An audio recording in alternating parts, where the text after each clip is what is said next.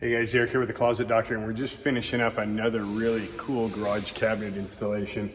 The last one we did, big one like this, we did high gloss red doors, and this one the customer, he wanted it subtle, and so we've got, it's called matte graphite, and so the cabinets are all matte. We've got them all down this side here, you can kind of see.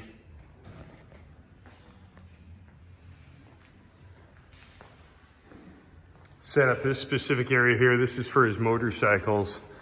And so we set it up to where it'll have, it's got adjustable stuff here for his motorcycle gear, and then a hanging rod so he can hang all his jackets and stuff in it right there. Came out really, really nice.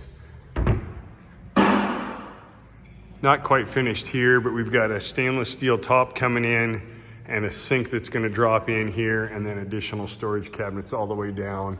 Once again, all in the matte graphite, the dark handles that goes with the rest of the garage.